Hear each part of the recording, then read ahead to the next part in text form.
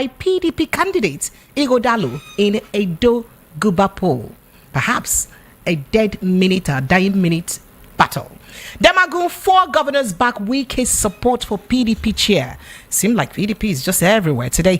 Abuja court dismisses suit seeking to replace 27 pro-Wike lawmakers in Rivers Assembly. Some win, some lose. And then, yeah, that's about it. And then we may just look at the general atmosphere in Edo State. It is about 12 hours, you could say, but practically 5 hours before the election. What do you think will happen? Is it indeed a state capture or an election about to take place in Edo State? Tensions are heightened, adrenaline is pumping, and the state actors just can't wait.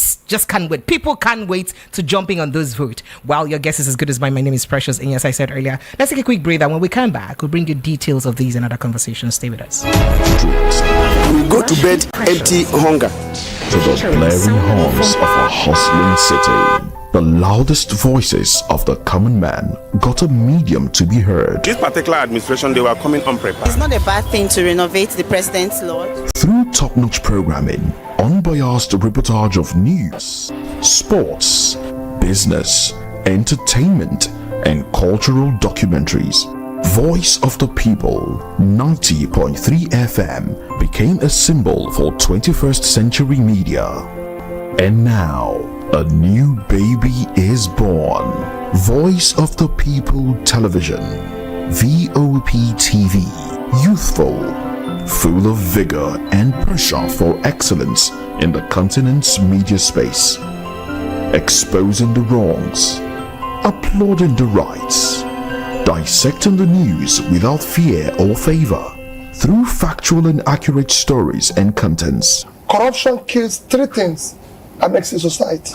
Representing the interests of the people and giving them a voice. Voice of the People TV is here to stay towards building a fair society. VOP TV, Voice of the People Television, truly a voice for the people.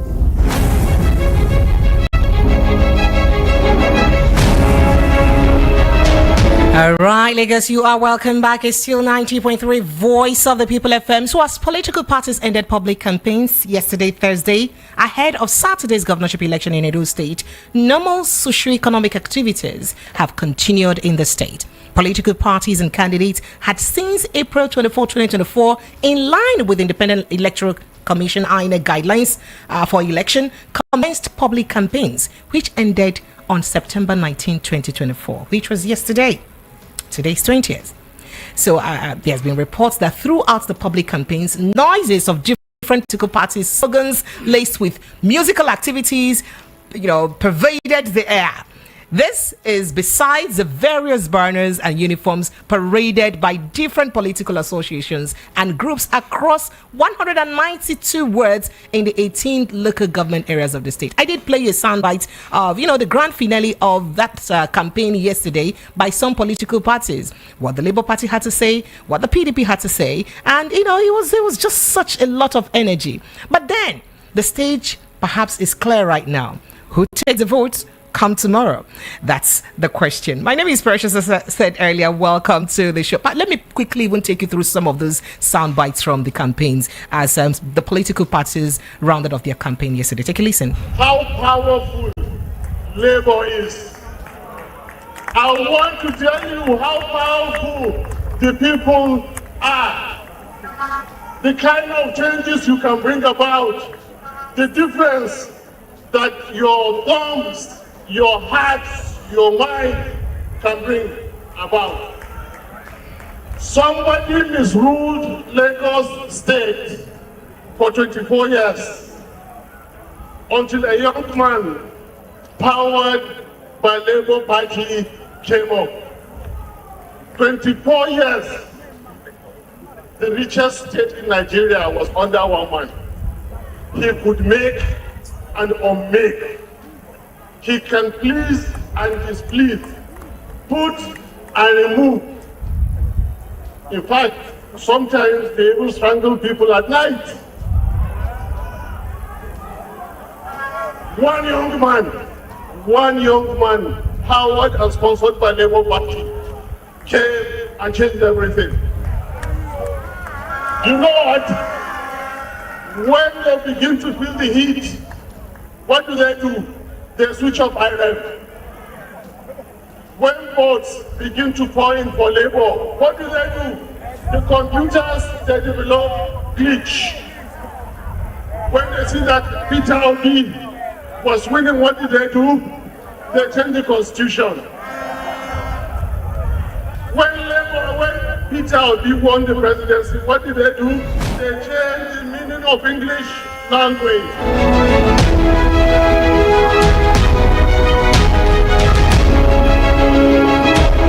That was the vice presidential candidate of the Labour Party as he joined the states of the party's candidate, governorship candidate for the Edo State election on Thursday to round up the election campaign. Speaking about Olumide Akpata. But let's go straight to what Natasha Akpoti, Senator Natasha, had to say about the PDP's candidate during the campaign. President Bola Ahmed Tinubu is waiting on the very best candidate that will help him bring the best of Edo State.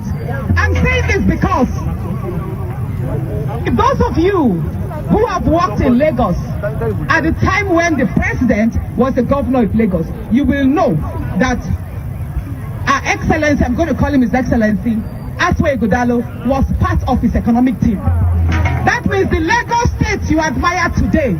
For joining me. Good evening and welcome. It's a pleasure. Thank you for having Thank you. And I still have, of course, my Friday tonic, Prince Francis Chilaka, right here in the house. Good evening. Don't be jealous. He's my Friday tonic. I see the way you looked at him when I said that. Yeah, that's okay. Yeah. Like checking him out, like, are you for sure? Don't worry, I'll be something else. It can be tonic. I'll be something else.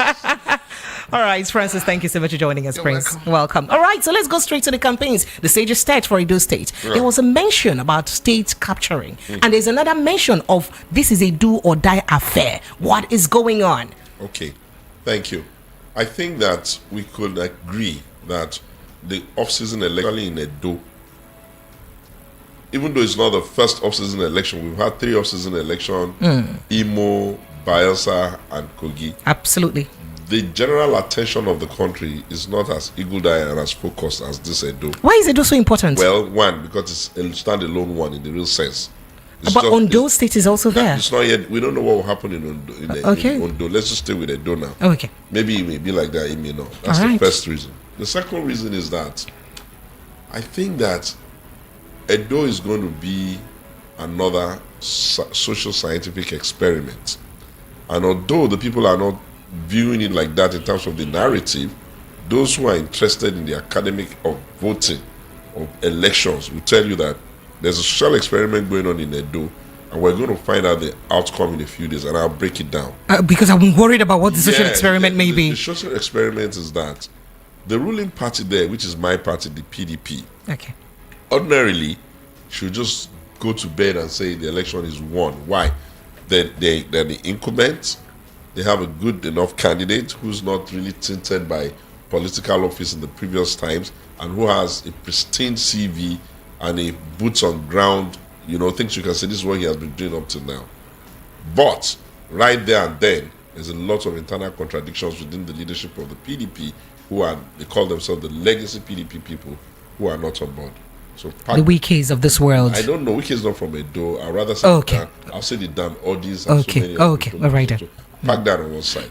On the other side is that there's the Adams Oshiomhole energy that is propelling the Edo State APC. I call it the Adams Oshiomhole energy in the sense that he's a talker, he's a campaigner, he can be a third. And he's really been talking on behalf of his candidates. He can be a third garrulous. He's speaking above even the voice of his candidate. So he's morphing the voice of the candidate in a show of some kind of desperation. But the alignment is also not bad. Why? Because he comes from the same senatorial district as a PDP man. So it's a straight fight there.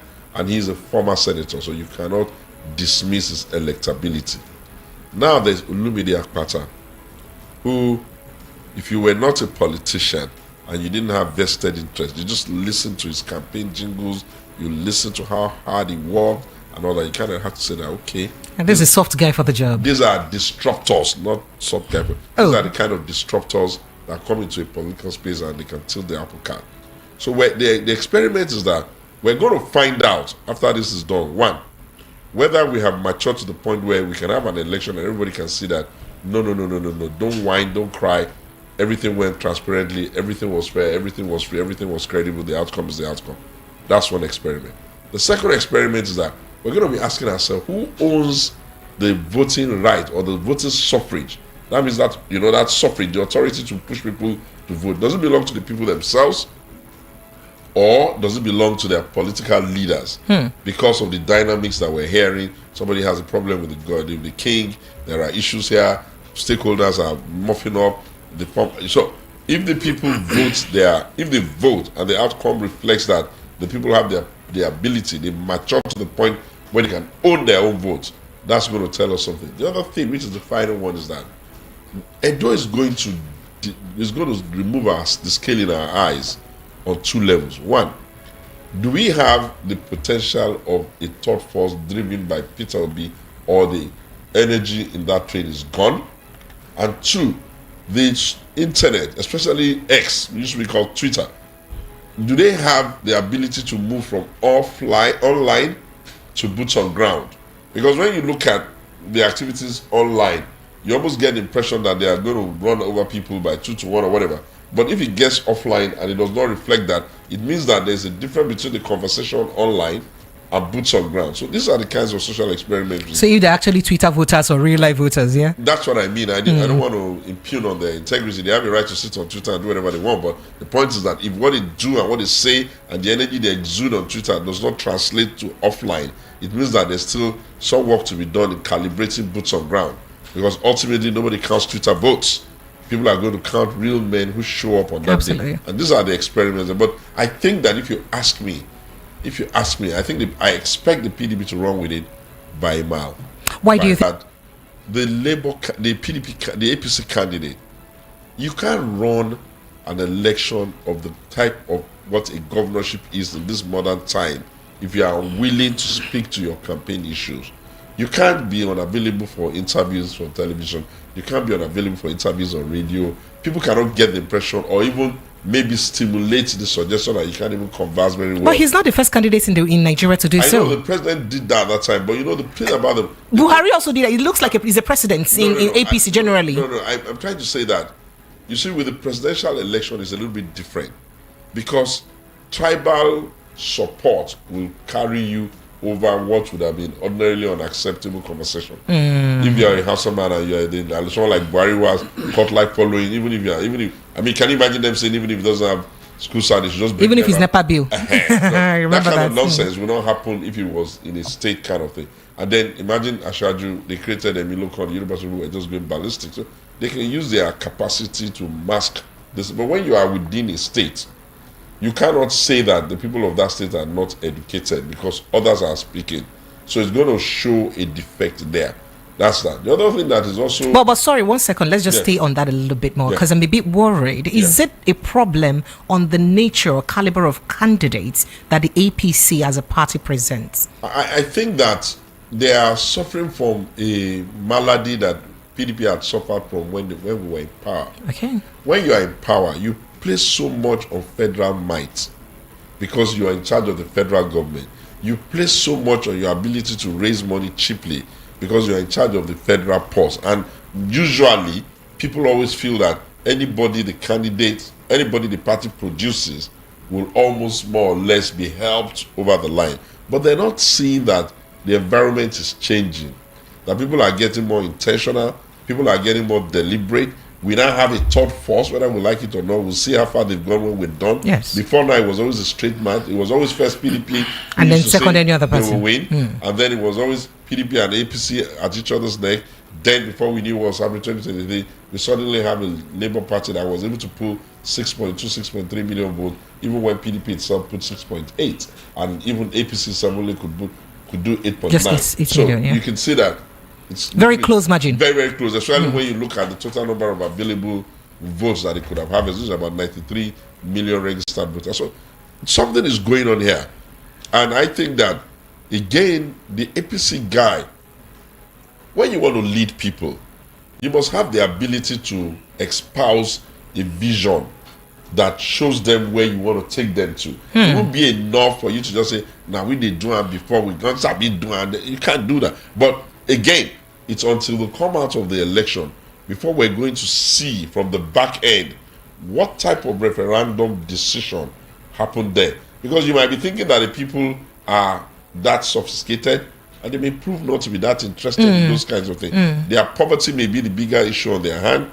Loyalty purchase, that money they say, temporary loyalty purchase, where you just take money and just give people like that. That's it. But the reason I ask this question is because people are wondering. I've heard words from the streets that it looks more like for PDP in terms of for APC rather, in terms of choice of candidates, is more of party loyalist than one who has the brain to work. As a matter of fact, I think that we've heard that gossip. So I wanted to pick your mind on that. I must remind you that was not the first candidate their party produced. Of course. And to Adams Oshiomholi's credit, the first primaries they did, some guy was said to have won, and then everybody quarreled, and then they asked him to go back and redo the primary, and then he came up. Eventually, but ideally, most other people will get angry unnecessarily and start to throw tantrums.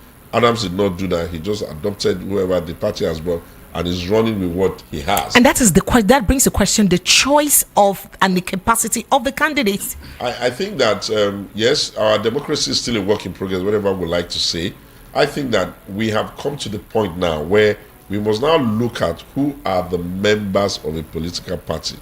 It seems to my mind that the political party has not done enough to attract the rank and file of the country to be of a certain, gravitas, so that people like you and me, I'm a politician, and others, they won't come and join.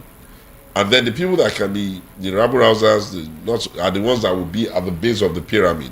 And therefore, the only time you come to engage them is when you bring people like you, people like me, to say we want to be whatever we're contesting for. And at that time, they are the ones who have to decide who's going to make it and who's not going to make it. And when their ability to evaluate candidates is so weak because they don't have the education, the skills, they don't even know what to look out for, the only thing that will work would be either cohesion or money. And then it's almost like a fait accompli. You're stuck with the candidates they produce, really. So I think that as we go forward, my admonition to Nigerians is that people should join the parties that they like, so that even from the beginning, right at the base of the pyramid, when the issue of who will be our candidate will be discussed, quality materials can help the others. They can be part of the delegates that will make that decision. Quality materials can help the others to mirror into the issues. So the party would have had a safety belt of evaluating, of probing, of vetting, of, before they even get to the point where you can even make it. So that if you are someone that can't even be, can't speak English, don't know what you're talking about, don't want to talk about the issue, you won't even make it from the rank and file. All right, so you spoke about the APC candidate. You were about speaking on the other candidates quickly before I go to the next guest. Well, I was going to say that for the PDP candidate, his biggest Achilles heels, the biggest burden he carries is the incumbent governor.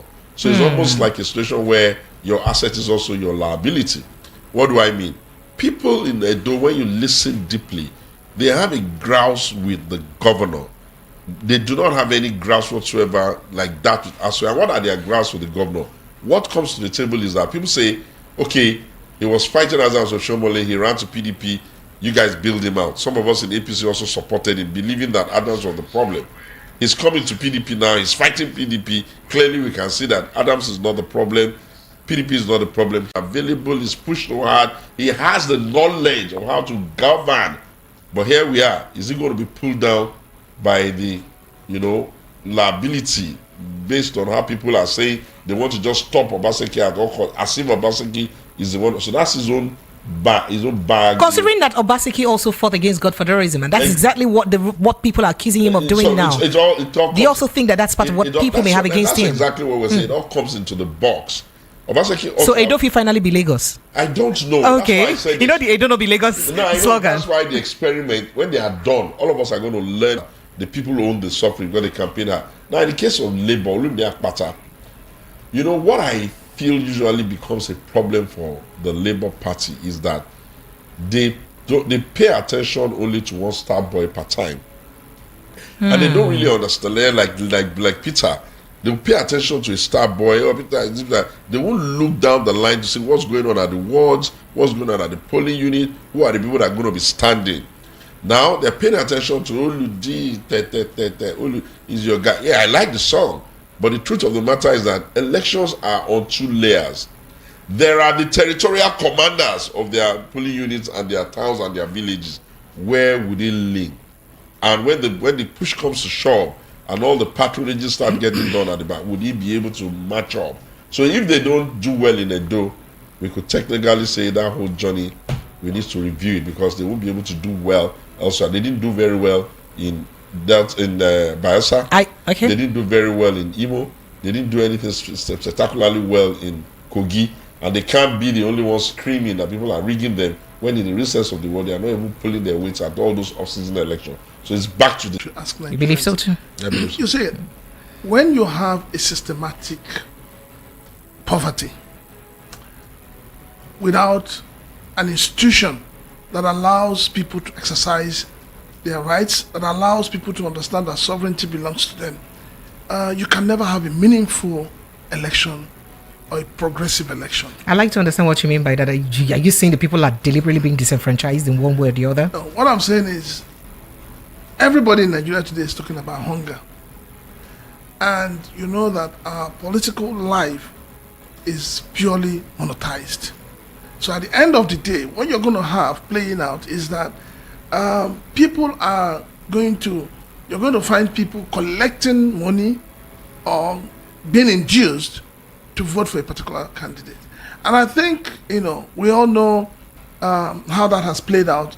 And in Imo State, which is my state, we know how it played out. We know how the incumbent governor came to power, because it's a state where everybody was like, we don't want this man, we don't want this man. But, at the end of the day, what happened?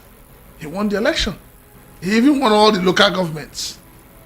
So I feel that what is going to play out tomorrow in Edo State, if care is not taken, it's going to be like what played out in Lagos during the gubernatorial elections, where people will be denied to vote, where people will be attacked, where even the security personnel will look the other way when evil will be perpetuated. Are you saying on the basis that the federal government or the Commissioner of Police have deployed about 35,000 policemen? We have over 6,000 in the CDC, military officials on this election. I'd like to understand your point. Let me say this. We're purely in a civil rule, democratic governance. The military has nothing whatsoever to do with elections. The military should be there in their barracks or protecting borders and all of that. But they say that the president has mandated them to ensure a free and fair election. See, we saw it play out in other states. We saw it play out. We saw it. I was in Lagos. I monitored the elections in Lagos. We saw the role the military played. We saw the role the police played. What was that role? So why would you, look at a state and you're packing all the security apparatus to the state because you want to have an election? For me, I think it is time we begin to do elections in such a way that you just have something that people can just walk freely, go and cast their vote and go. All right. So before I go back to, okay. And they're happy that they have exercised their rights. Okay. But this whole idea of grab it, snatch it, and run, or go to court, at the end of the day, it is not helping to institutionalize democracy in Nigeria. All right, so before I get back to show me, we saw the mammoth crowd in almost all the political parties' campaigns, the PDP, the APC. The crowd was like something else. What does that speak? Especially considering the current state of the nation. They say the crowds will always be there. Oh, wow. And the really reason why irrespective. The reason why you have all these crowds is that a lot of people who come, the same people who come to APC, you see them in PDP, you see them in Labour. It's all about what they're going to get. So they just change the scene. It's all about what they're going to get at that point in time. They believe that, money will be shared, food items will be shared. So people come to collect. They're not coming because of loyalty. They're not coming because of love of a candidate. All right. So we need to move beyond that as people, as citizens of this country. We need to begin to imbibe patriotism. And we need to begin to ask questions. Zero in on the candidates. What are they offering? What do we want? If the way Nigeria is today, if we want to look at it the way it is today, I will tell you that if truly there is hunger in the land, there is poverty in the land, there's going to be a big change in Edo State. All right, so I come back to you, Mr. Shegun. You're a National Working Committee hopeful, or chairman hopeful for the PDP. And let's look at internal politics in your, politicking in your party. About 6 governors have come to support Damagu to continue in acting capacity. And most of them are very loyal to Wiki. By 6, I mean 4 that have made it basic, just standing on the fence, because they don't want the affiliation perhaps spelled out. But we have other 7 that have, been firm enough to say that we're not supporting him.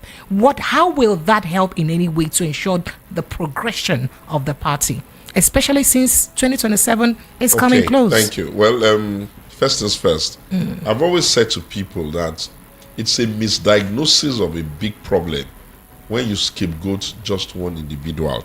The PDP as a political party in 1999, we know the numbers they got. Absolutely. In 2023, we know the numbers they got.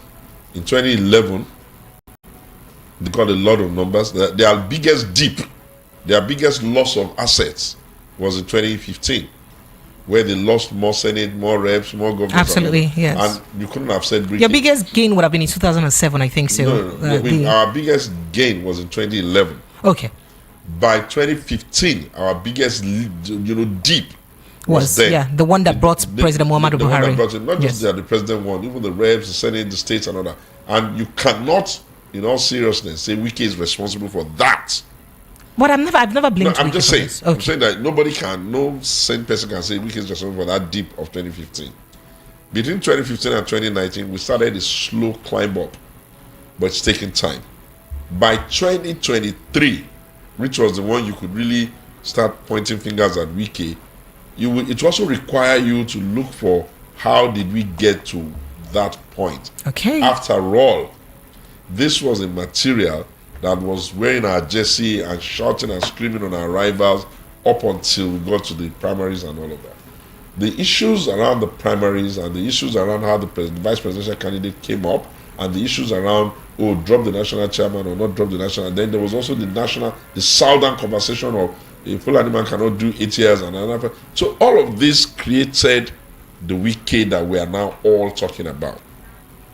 Now, for us to deconstruct that and return back to a party that operates according to its own laws, we cannot be fixated in screaming that one man out of plenty is magically controlling the others. So let me quickly take you on that. In 2014, preceding to 2015, your principal then, you were the former spokesperson of Alhaji Atiku Abubakar for 2019 election. Yes. It was in APC in 2015. Yes, So I was going to say so. Yeah. But he's somebody you eventually supported in 2019. So I'm mentioning him as a person now. Fine. So Atiku Abubakar supported the APC and brought the APC to power. That led to the downward slope of the PDP. And Wike stayed back and firm for the party at that time. Precious. I am fair-minded enough to accept that. Okay.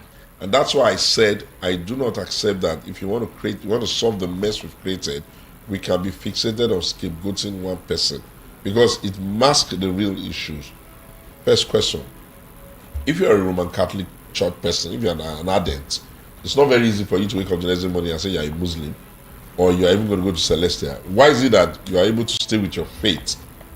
If you are a tribe person, it doesn't matter even if you go and marry into another tribe, they will still ask you and you'll be able to say, this is my tribe. Why are you able to stay with your tribe? If you're a member of a family, it doesn't matter how you will behave within that family, you're still going to be holding on to your family land and all that. So the question then is, why is it that a political party cannot hold on to its people? Or why is it that it's easy for its people to be PDP in the morning and APC in the afternoon? I was going to actually ask you that question. Why did you support Atiku Abubakar in 2019, understanding what he did to your party in 2015? I'll tell you, I'm going to come to why that, but let me take on this thought so you get what I'm saying. Okay. You see, democratic culture is like you have to learn it. And we had a history of the military being there for so long, and most of the authorities on democratic participation and management who managed the Awolowos, they were all gone. So the young generation of the time when we came in 1999, bar Alex Ekwema and a few of them, and even Bola Tinubu and Atiku and Co, most of the rank and file in the country, we were used to this military style of agitation. By the time President Obasanjo came in, he was the one that set the country and its democracy on a tailspin, because over and above being president, he also wanted to be leader of the party. And by being leader of the party for close to 8 years, he then taught the governors that same nonsense where somebody will crawl on the stomach to go and beg for ticket, he'll win an election that we all work on, and the next day we'll start saying he's leader. So are you saying that President Olusegun Obasanjo sets the precedent of what's happening in PDP right now? I'm saying that in governance generally? Even the other parties have not been able to shake it off. Okay. We have not been able to understand that a political party is a platform where power is shared. And that for power to be shared, it must be vested in the people that do all the donkey work at the grassroots. What we have done is that we pretend as if they are important, but at the critical moment where their votes or their opinion or their views should be, we then pretend as if we can just buy fiat. First point. The second point is that we are a people that like our money. Precious. Sir? We are Nigerians as a people, we are a people that like our money.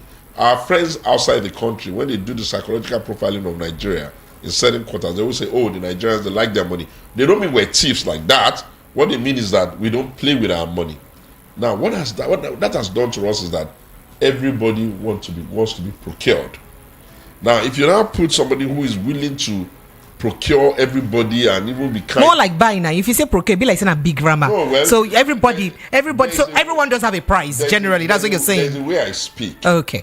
If I come and visit you and I bring a bottle of perfume, that's a decent gift.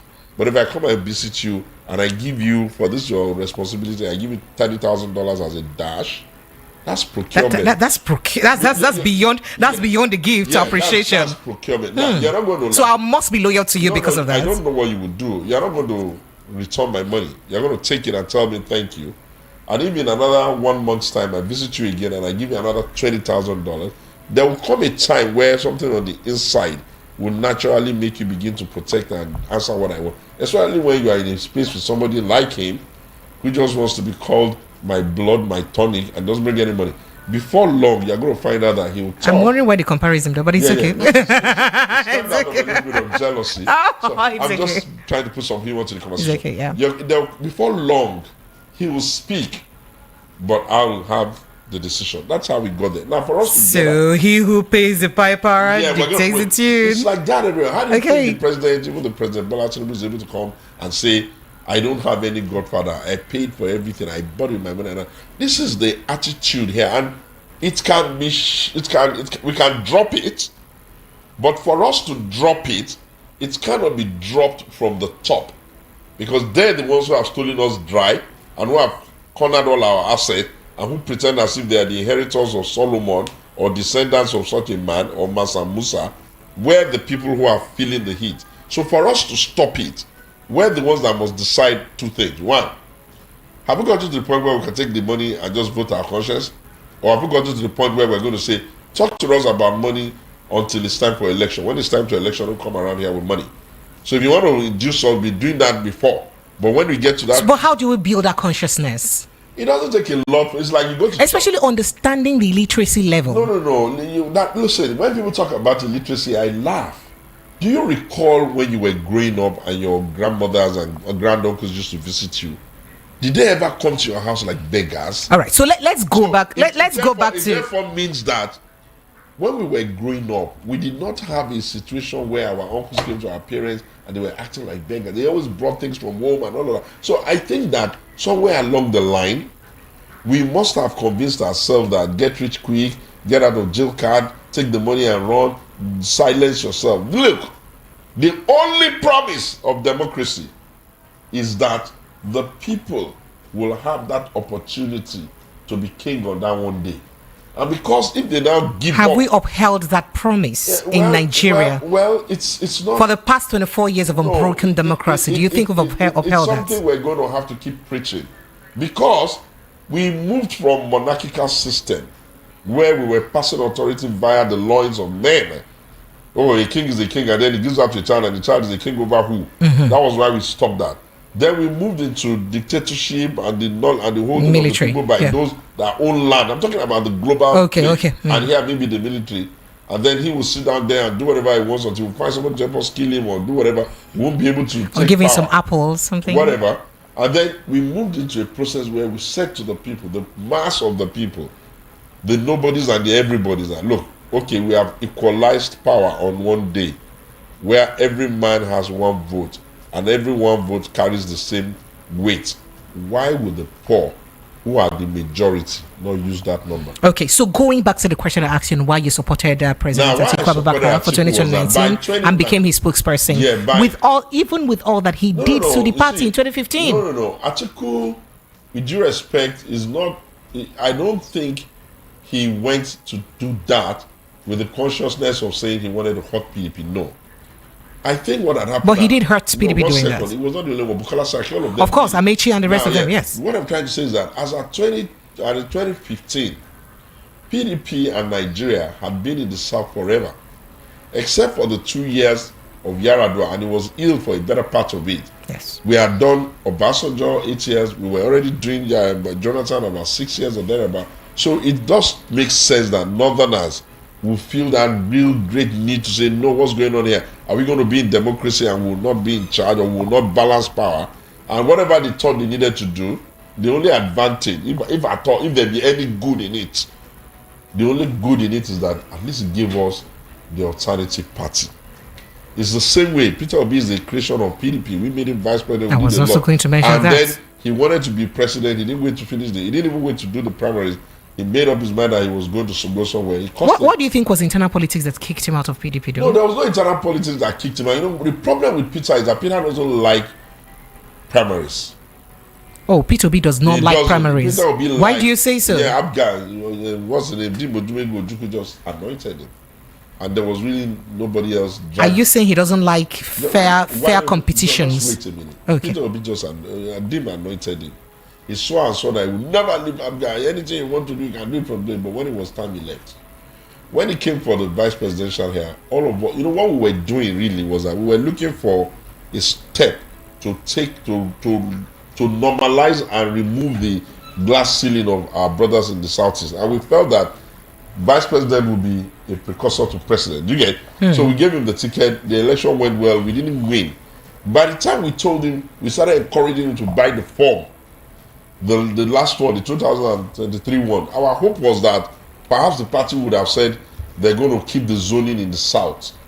And if they had kept the zoning in the South, Peter would have won, because there would be no reason why Atiku's numbers would not follow Peter. He could not have followed Wiki anyway. But unfortunately, Peter maybe didn't wait, or got some other people in the country, people like Obasanjo, explained and told him the idea that the top force can be done on a first shot. But it doesn't matter. I carried the camera there. I drew a complete street down on there. And then after a while, I sort of like got an impression. And the question that I was trying to ask in 2019 is that, why would this guy have been looking to be president since 1992 of June 12, stayed as a Democrat for so long, became vice president? Why is it unachievable? Especially since it comes from the north. Why is that northern numbers not backing him? So I thought, okay, when we worked so hard, we put some science into his game before then, I made sure that, a lot of new things that young people won. When he won that election, I think he should have won even on the day of the battle, but he is stuck with his old habits. And one of his old habits is that I always say to him, and I still insist, you will create a large support group base made up of young people. They will run the narrative and run the whole country for you. But when it comes to the final decision where you have to do the deployment of your resources for the day of the vote, you will go and give it to people who you call the stakeholders, who are not as vested emotionally and with grit, and then we'll get to the day of the poll, they'll be claiming that they are rigging you and there'll be no reaction. If you had energized your support group who had been running your race from the beginning, the likelihood is that when they get to that point, their interest and their energy will be such that even if they are going to rig you, there would have been reaction. You can't score a goal in a stadium and nobody is clapping for you and you expect the referee not to rig you out. That's his Achilles heel, but that's who he is. So, and by 2019, if you remember, 2019 was a year where we spoke to a lot of issues.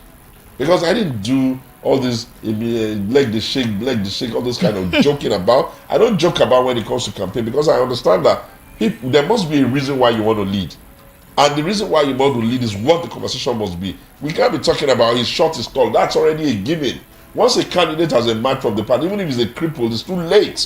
They're not going to change him. So why are you talking about the obvious instead of talking about the issues?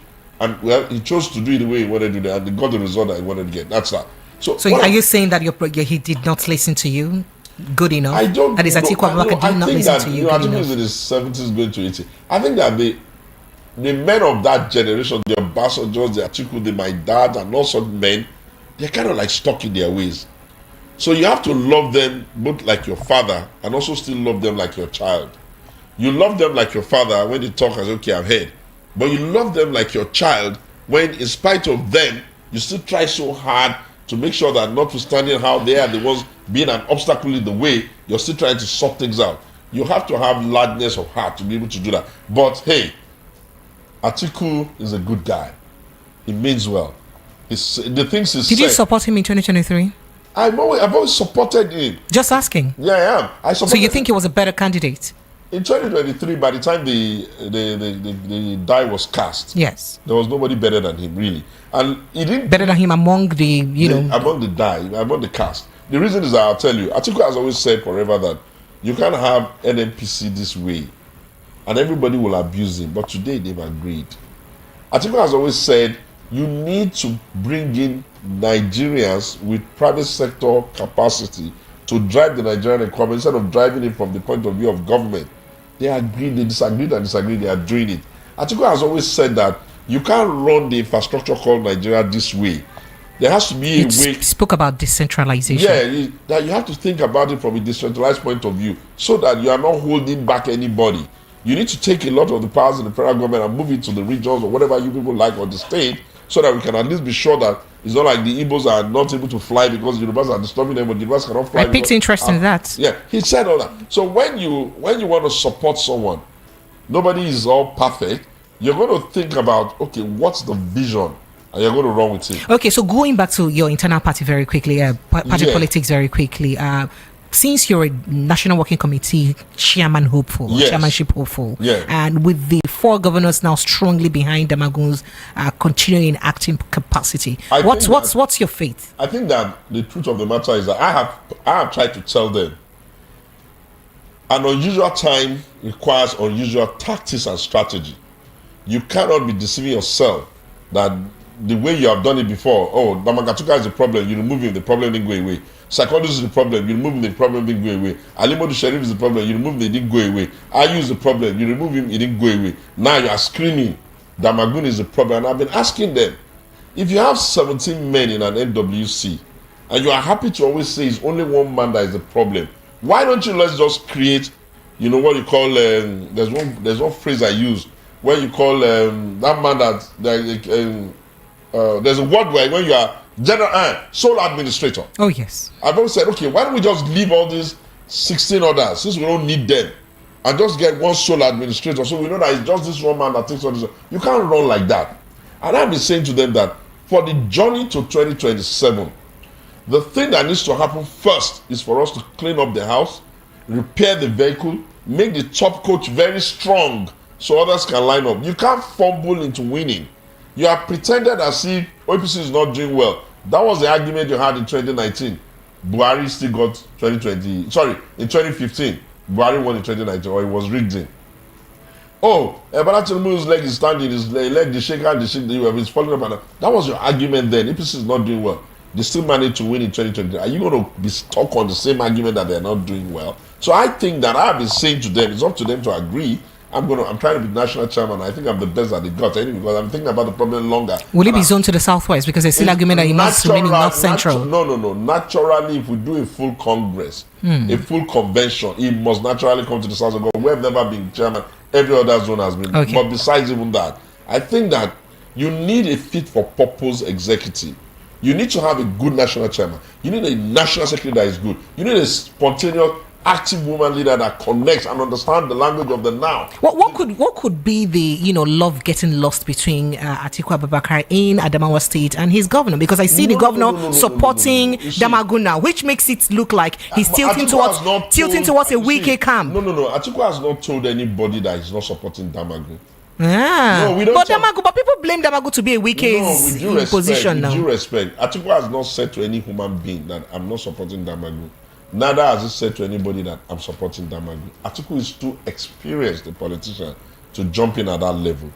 Atiku is the type of leader who expects that because he's big and is a little bit advanced in age, he expects them to have this conversation among themselves, and he expects them to come to a consensus, and then he expects them to tell him, okay, this is the consensus, and then he will see how to play within the consensus.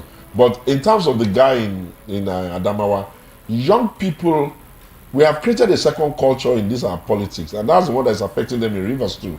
We have created a culture of disloyalty. You can't pretend as if people carry you on their backs so that you can jump to the next tree like a monkey, and 5 minutes after you get onto the tree where you're picking the apples, you're pretending as if you got there all by yourself. I'm not saying people cannot be independent, but there is a way you manage the relationship of your benefactor. Otherwise, you're going to make everybody have to go on by their bootstraps, and nobody can do it alone. So somewhere along the line, I think the shit is going to hit the roof, so to speak. We're going to get to the next neck meeting. The last one they did, I instrumented it because I took them to court to force them on that neck. Now they've gotten the neck, and my position is neck has sat. The one that Wike, paparazzi came yeah. Because the thing about that Wike thing is complicated. If a man finishes as governor and delivers the governor for his state, delivers reps, delivers senate, delivers all House assembly, and then writes a letter to you and says, oh, I have been invited to come and be part of government, and all of you got the letter. Some of you at the state level said, go ahead and take it. At the zonal level, South Zone, they wrote a letter saying, go ahead and take it. At the national level, they collected the letter, they got it, but they were clever, they didn't say yes, they didn't say no, they just kept quiet. What crime has it committed from asking? But he did not support the candidacy of the party in 2023. There were allegations of him also rigging against the party in 2023 in his state. Yes, but shouldn't that be something to go by? Hold on. Okay. You must be a person who believes that when you beat a child, he cannot cry. Oh, okay. You must believe that when somebody feels done in, he cannot react. You must believe that he has one magic wand by which he's going to make everybody to misbehave. Wike's major, for me, I see Wike as somebody who is very honest. I prefer that he was more guarded, that doesn't just say everything the way he says it and doesn't get angry the way he gets angry. But the thing about the guy is that he's very intentional. You can't have a Wike problem before primaries, have a Wike problem during primaries, have a Wike problem after you pick the vice president, have a Wike problem during campaign. 16 months after, you're still telling me you have a Wike problem. Okay, so let me quickly come to my next guest, Prince Francis. Apologies, I've perhaps just left you a little bit on this conversation. You're always with him every day. I'm your new boyfriend. Oh, please, thank you. Prince Francis, I hope you understand. He's just what was that? A placeholder? That's a new name that we have. A placeholder. He's a placeholder. So Nigerians are worried, especially about 2027 election. For all Nigerians care, the political parties have left us behind. In fact, this present administration may not even be looking at just too much of governance, but plans ahead 2027. But people are insinuating that there may be deliberate attempts to keep opposition political parties at bay, at war, internal war against each other. I'd like to take a reaction to that, and why you think that accusation may be correct or not. Let me start by saying that it's unfortunate and also very shameful that all the political parties, none have ideology. Not one of them. Why did you do your face like that? Do you people have what's the ideology of the PDP? Okay, let me I don't want to discuss. Okay, it's okay. And you cannot change campaign every minute. Not one of them. All their members have patriotism running through their veins. Okay. Patriotism ideology. It is all about greed, about how much of the national cake they all want to grab. And that is why we're having all this problem in all the political parties. And that is why they are not shameful. They're so shameless, every one of them. Every Nigerian politician. Including Mr. Segun. Yes. Am I shameless? Wait. Including you, sir. Why? What have I And I'll done tell you, shameless? because you as a politician, Yes. it's all about your greed, What your greed? selfishness. It's all about what you will I've get been for in this party yourself. since 1998. It doesn't matter whether I've you have never left. gotten anything. It doesn't matter whether you I've have never left done a or contract. no. Why are It you doesn't- generalizing? I'm coming. It doesn't matter how you feel. This is what I'm expressing. What Nigerians That's a feel dangerous narrative. Because let me tell you, sir. Because of this. So Peter is like that too. What has He's Peter a ever stolen? politician. What has he ever stolen from anybody? It's not To be about fair. stealing now. What grabbed Let me there? finish. You Okay. see, you win election under PDP Yes. because you are not, or the president is not PDP. Yes. The president is APC, and you feel you're not getting enough juice as PDP. Enough juice from the center. Yes. That is that juice that comes from the Yes. center. Okay. You decamp to APC, and you still want to retain the position you got through PDP. First and foremost, that is totally. That was the totally River State wrong. Assembly one. It is not only River State. This But it is keeps what- happening. It's a general it thing. is a general thing that has been happening in this country, and it needs to be changed. Our political class need to understand that sovereignty belongs to the people. The only time they recognize the sovereignty of the people is on the day of election, which they also rig. Yeah. So at the end of the day, it becomes the master rigger. You're on public radio. It Do you have becomes the evidence to master. these claims? I'm coming. It becomes the master rigger takes the day. We have seen it happen. This is not the first time. It's not the second time, and that is the pain of our problem. Okay. The political class need to wash themselves. They need to clean themselves up. Also, we need to look at the electoral laws. What's wrong with the law? I'm coming, sir. We need to look at it. Electoral law that says that school sat attempted can become a president. Oh. Yet, with your school sat, you cannot attain as a director in any ministry. You cannot even go past that level.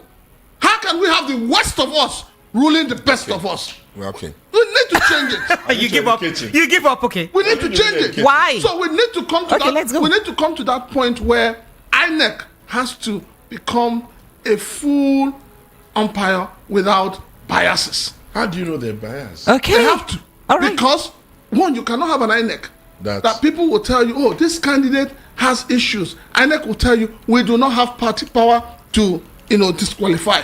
We must stop this idea of political parties on their own determining who their candidates will be and force it on the people. Point of order. We have to stop it. Can I quickly jump? Thirdly, we need to have a situation where the pictures of those who are contesting Overruled, please, are on one the second. ballot paper. This whole idea of putting political parties' picture on the ballot paper is totally going. It's taking us backwards. Okay. So for me, I believe that we do not have political parties that have Okay. ideology until we begin to have political parties that have ideology, until we begin to have people in these parties who also believe that the people must be carried along, not only just for election, Right. but for them to sustain their power after winning the elections. Thank you. You have time for your rebuttal now. Go ahead. Let's start by saying that he's quite uninformed. Oh wow, Let me start. by that's very saying unfair statement to make to pop the fellow panelists. He's accused me of being a fraud. No, I didn't accuse you of being a fraud. Now wait, he's uninformed. The ideological underpinning of the PDP is the right of center. Right of center means a political party that is primed on a unity for the country and equity for the country, business, private sector equity, participating more in business, and a welfareist idea that says that the Nigerian citizens are guaranteed a few things. What are the things we guaranteed?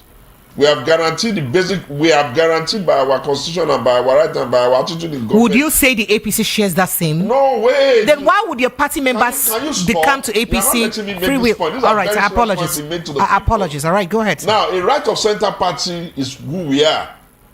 And we have done universal basic education, which guarantees that every Nigerian born will get the first 9 years of school. That's us. Right of health is who we are. We're the ones that have done universal basic health that puts a ward, a primary health care center in every ward. That's Olukoye Ransom Kuti under Olusegun Obasanjo period. That's who we are.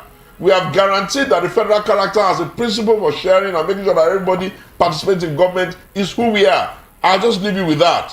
What has happened is that over the years, the APC people or Labour, whatever they call the names they used to call themselves before now, ADAC, they were a left of center party, which is a little bit more socialist. But they are the ones that kept morphing and morphing and morphing until everybody is now basically right of center. So we are, one of the things I'm saying to us is that, okay, now that all of them have come to be right of center, and we're the ones now shouting that people are crying, people are dying, there's a need for rewriting the ideology. That's that on ideology. It is also not correct. But would you say that your party members have upheld that ideology? That's the problem. I think that's the point that Prince is trying to make, because a situation where we haven't often seen situations where Democrats would decamp to Republican. You miss one constitutional guaranteed right. The right of freedom of association. A political party is a free joiner. Nobody says they can be. Okay, sir. A political party is a free joiner and a free leaver. There are no. So that's why I can become a liberal any minute, even though I'm a conservative. There are no powers given to a political party to stop me. I've been here since 1998. I've never left. I've never blinked. You can't say that all of us are like that. That's dangerous generalization. I take exception. There is no law that says if tomorrow morning I want to go and join APC, that PDP can come and beat me. What are we supposed to do? Ideally, the responsibility of punishing people for not being consistent is with the electorate. You speak as though when we come to the polling unit to put, we don't, the people are not giving their voters card.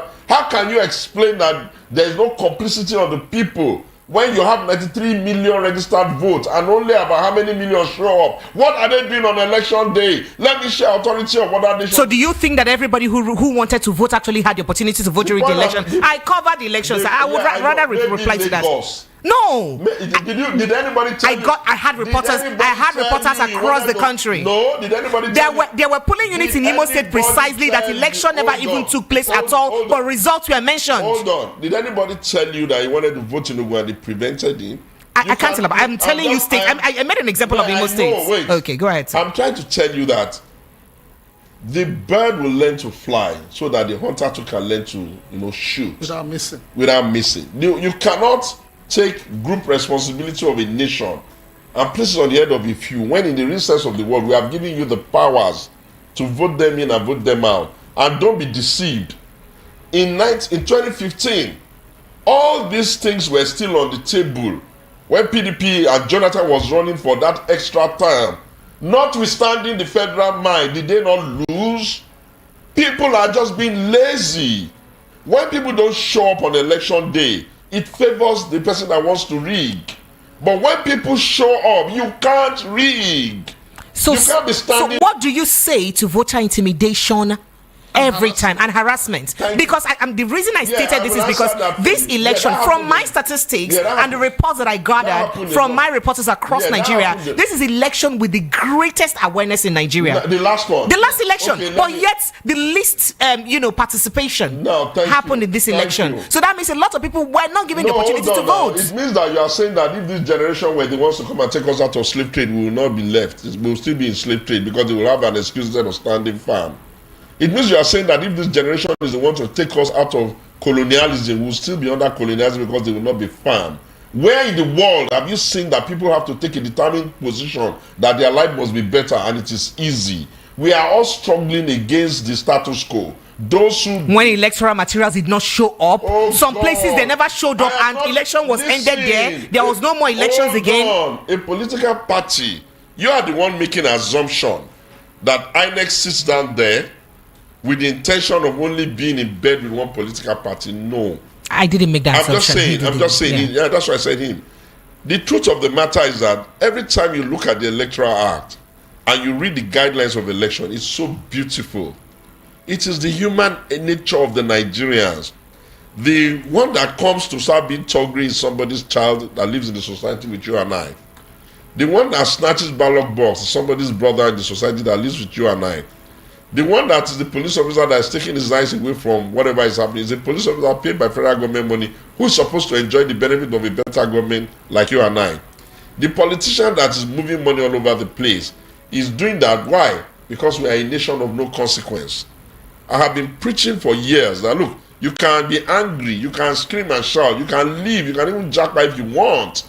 But until you stand up and start to educate people around you on what it really means to be a decent citizen and what is at stake when we do election, those who don't come out to vote have injured us all. Because by not coming out, they have allowed us to be outnumbered. And when you get there and it start to be hungry and all that, we don't have enough numbers. Okay, so before... Basically, okay, I wish him to understand democracy, Nigerian style democracy, has not been that easy for the politicians themselves. How many of us even get to be anything here? But in spite of that, we're standing, we're pushing, we're believing for all of, or would you rather we were back in dictatorship, or what are we saying? So if we're in a democracy, we must insist that we're going to do our own bit.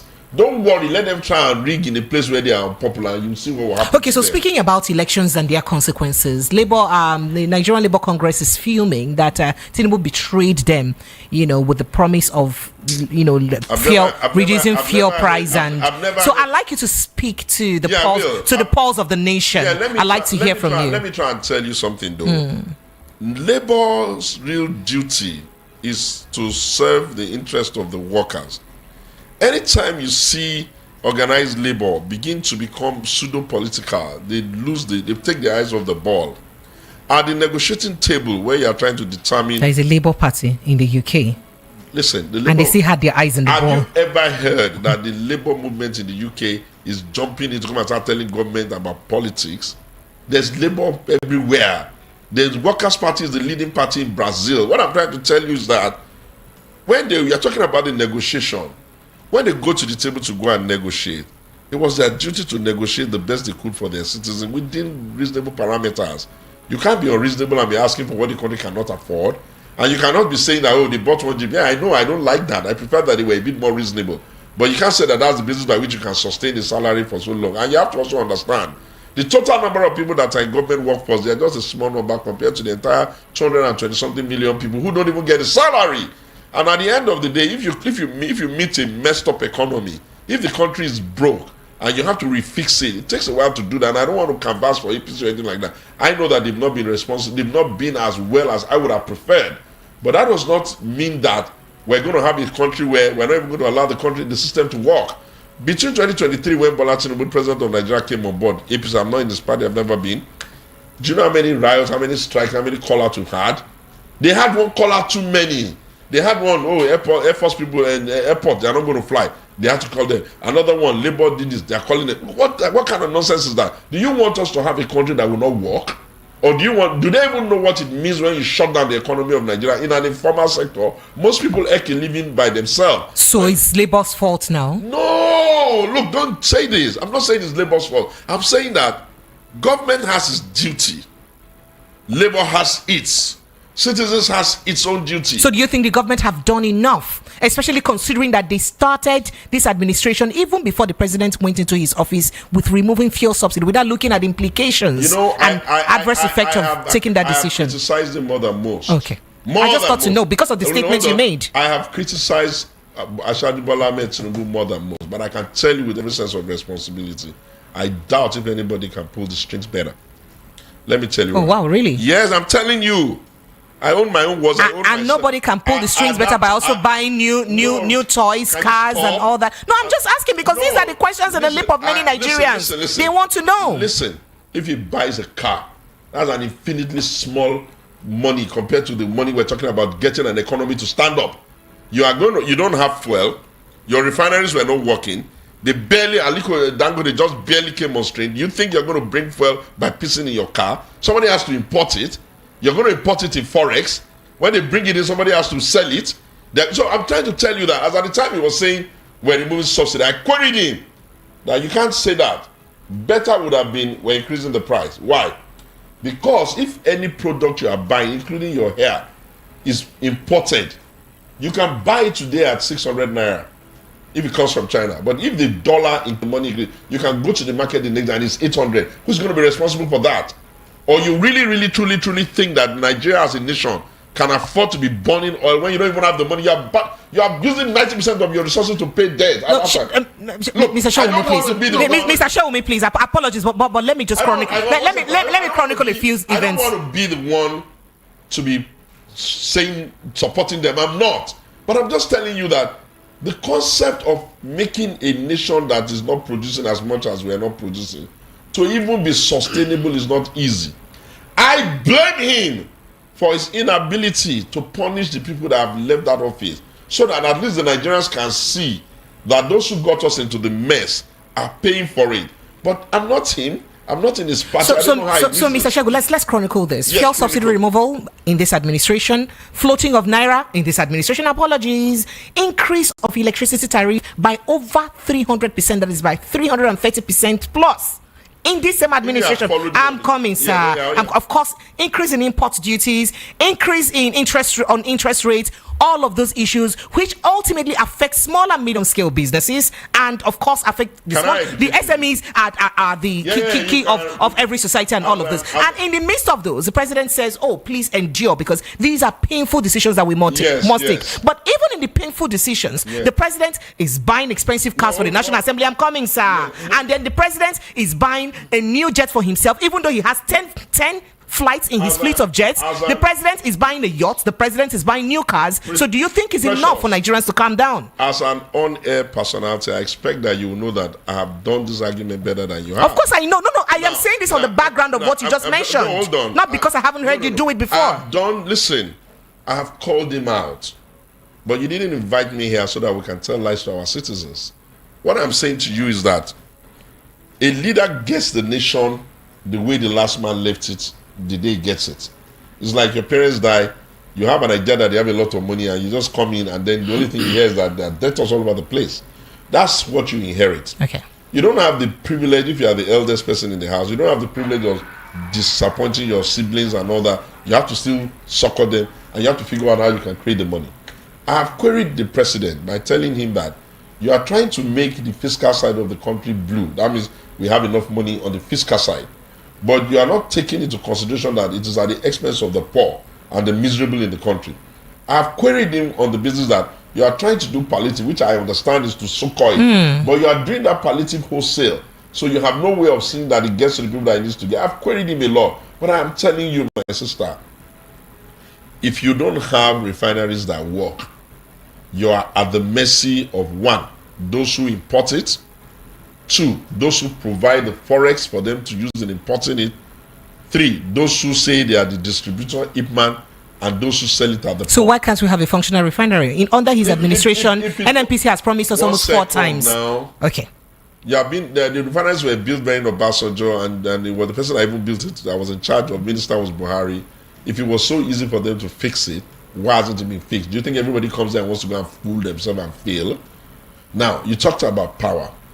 Unless you are unfair to the country, to all of us, there has been an incremental in the quantum of the quality of the power we get now, unlike before. Is it too expensive? Well, but the megawatts didn't really increase. No, please. From statistics, it didn't really increase, sir. Very well. The total amount of light you have in your house before and now is different. I am looking at the megawatts the entire nation has, sir. No. What I'm saying is that some part of the nations. That means some may stop having light for others to have more. Precious. Sir? You are the under-air personality. I am just going by statistics. We're still struggling with not making up to 5,000 megawatts. Respect. Your problem is not even megawatt now. Your problem is the infrastructure distribution. To distribute. So please, I don't want somebody to be making me defend Bola Tinubu's government. I'm not in his government. But when you ask me questions that requires me to answer you honestly, I will answer you honestly, notwithstanding the fact that I'm not in his government. Thank you, sir. The point I'm making is that at the point when he took the country, do you know what had happened? Let me shock you. We had the government that left had sold the future supply of crude oil until 2025. What that means is that they've sold it even before we get to 2025. They've collected the money. They've done whatever they say they are doing with it. Put that on the side.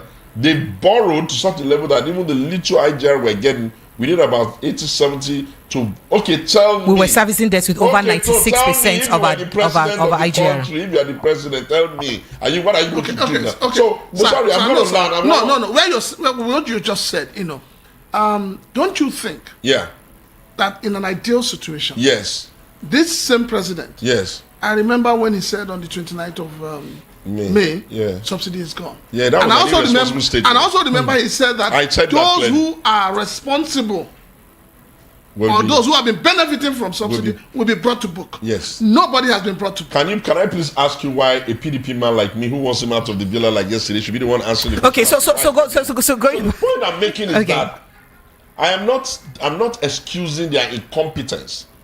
I have said it very clearly that the problem with I can even tell you what his problem is. One, Ashad Bola Ahmed Tinubu is a micromanager. So he has gathered a bunch of ministers who are not creative, and because he's a micromanager, they can't get much done.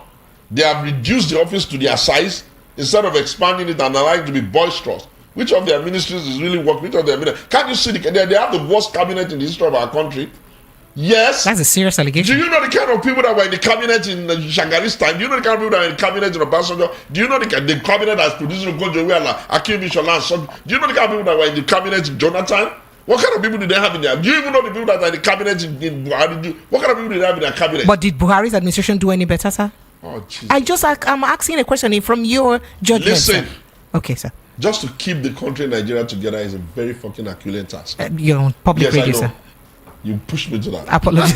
Apologies. Just to keep the Nigerian nation together is a Herculean task. Okay. And after Buhari left, I went to Brazil to see the president there. He's my friend. He's my leader, sort of. I like him, he likes me. So I was asking him one day, the president of Brazil, I said, sir, why is it that you people are able to feed yourself in your agriculture and we cannot feed us? I said, what's going on? You know what he did? He told me to go and meet his ministers and a few people to talk to me because he wanted them to have enough time. You know, when I got there, I don't speak Portuguese, so I had to take an interpreter out in this country with a civil servant being able to do the things they can do, but not being somebody that has fatback accounts all over the world. We have become a country where everybody just wants to buy jets. How can you even imagine that people that are governors own private jets in this country and they are not in jail? How can somebody finish being governor? So who bails the cat, sir? Well, I think that we will get to the Nigeria of our dream when we are done. The disunity is just a bit more pronounced now, and then the president has also abstained from the UN National Assembly to just, face our domestic issues. One of the greatest undoing that has happened to us in this country is that a nation that had a Yaradua that was ill and died on the throne, how that nation ended up with a Buhari that was so ill, in and out of hospital and recovered on the job, until we now have a Bola Tinubu that is clearly ill. You will see that something is wrong with us. We cannot have a vibrant nation and be looking for old men who can hardly stay 12 hours awake. We are the problem. And there was a young man on the ballot. And until we can step over our tribalism, and I have been saying to my friends that, look, I think the major obstacle before our nationalism is the Igbo question. And I have insisted that Igbo question is like three brothers took the article of independence. Azikwe, Awolowo, and Tafawa Balewa. And we had only three zones. Yes. Eastern zone, Western zone, and Northern zone. I have come to the conclusion that it's a little bit difficult for me to accept that the people of the Northern zone can hold power anytime they say it's their turn. Now the people of my own people, Southwestern zone, can hold power anytime. I can't accept that we are saying the Easterners can't hold power. And now, so I have been saying to myself that once we are able to conspire with ourselves and allow a man of Eastern extraction to also hold power, we will cure ourselves of the tribalism. Because by the time, Yoruba people now, you can't hear us coming to be bragging that we're the best in the country anymore. Obviously, Bola Tinubu has kind of like... You think he deflated that? No. Okay. He has literally embarrassed us and our arrogance. There are some people who can't do that. Oh, wow. Buhari has done the same. Is that a fair thing to say to the president of the nation? Listen, I don't have time for... Am I not the one defending some of his policies now? Am I going to tell you that from an Awolowo stable, this is the best we can produce? What are you telling me? He has done a lot of damage to me. He has allowed people in the country not to even trust us. When we talk, your people, they have started with their mouth. Not then their papa, they brag. So I know what I'm saying. I've been thinking that maybe if we can conspire and allow an Igbo man to lead, when he's done leading, because the three brothers were the ones that collected before they started dividing it into south, and all that, then we can then say to ourselves, okay, guys, we have now seen that this tribalism is not working. My brother is in charge, does not bring any value or any advantage to you. Why don't we now start looking for the Nigerian that can lead us? I think that way. Some people don't agree with me, And I'm not even Igbo. No, but, but that is the best way to I'm not even Igbo. Okay. And I'm fair-minded enough to say that. I'm not APC. Okay, so just... I'm fair-minded enough. It's okay. I give you the credit, sir. Were you waiting for that flower? Yeah. Should I give you the entire garden? Yeah. I should give you the entire garden. So speaking very quickly, Nigerians can't wait to jump in on this conversation. Okay. Speaking very quickly, the United States Secretary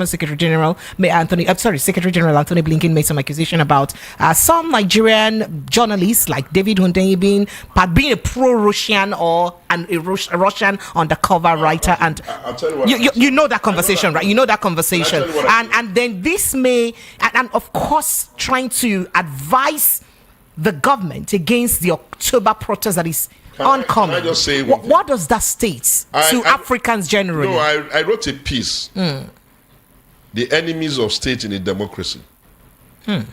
Now, who are those people that will normally be classified as the enemy of state in a democracy? I did not share it and I didn't publish it because I felt I would be doing APC and Bola too much of a favor.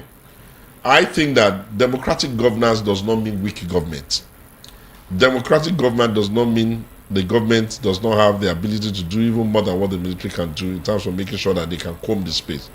I think that the problem with the Democrats is that instead of them to worry about nation building and be statesmen, they worry too much about the next election. So because they worry too much about the next election, some of the hard decisions they need to take against their friends, they won't be able to do because they're thinking that they will need them again for the next election. A statesman does not think that way. I have said often, and I insist, and I want to be chairman of PDP, and I'll make sure that's the way they go down. Look, the king in democracy are the mass of the people. If you put the mass of the people, the masses, as the central idea around everything you do in government or in political party, you wouldn't even need to fear the rich. We did not create a country so that people who are made advantage whether one way or the other will now take undue advantage of the poor. Take the case of the petrol now. How do you want the Nigerian people to survive when they can't even afford it? Forget about the niceties of supply, the niceties of price. Can we afford it? How much do we even get? And it's so central to our existence. Transport, lighting, anything that affects its pricing and affordability affects the economy of everyone. So it therefore means that where should the president sit at this time? The president at this time, in my opinion, should be sitting at the point where he's telling everybody, I need to know the cheapest possible price that the Nigerian can So going back to this blinking issue, do you think that protest agitations from Nigerians are genuine? And then do you also think that considering the outcome of the last election where some people flew the Russian flag, that there may actually be some Russian undertone to this with the David Hundeyin accusation? Let me quickly play this. Apologies for stopping you, but while you're listening, let me quickly play that soundbite from Anthony Blinken so Nigerians can have a better perspective. Take a listen, Nigerian. RT also secretly runs the online platform website. African Stream is, and I quote, a pan-African digital media organization based exclusively on social media platforms, focusing on giving a voice to all Africans both at home and abroad. In reality, the only voice it gives is to Kremlin propagandists. All right, so RT also secretly runs the online... So he mentioned that the only voice he gives in reality is to Kremlin's...